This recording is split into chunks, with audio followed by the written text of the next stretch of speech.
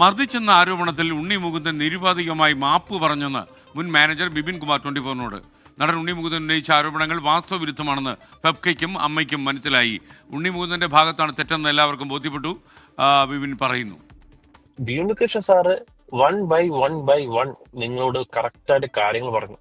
എനിക്കിതിനെല്ലാം മാപ്പം കിട്ടിയതാണ്. ഉണ്ണിയുടെ കയ്യിൽ നിന്ന് എനിക്ക് മാപ്പം കിട്ടിയതാണ്.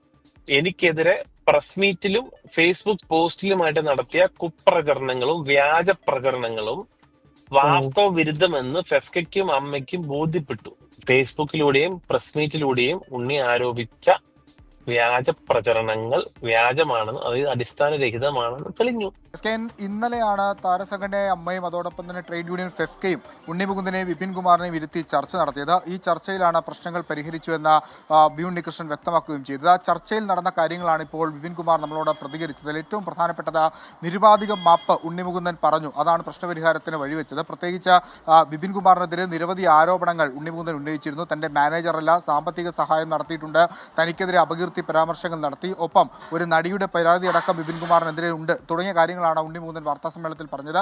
പക്ഷേ ഇതെല്ലാം സംഘടനാ ചർച്ചകൾക്ക് മുമ്പിൽ ഉണ്ണി മുകുന്ദൻ നിഷേധിക്കുകയായിരുന്നു, അല്ലെങ്കിൽ അത്തരത്തിൽ താൻ പറഞ്ഞിട്ടില്ല എന്ന് പറഞ്ഞു.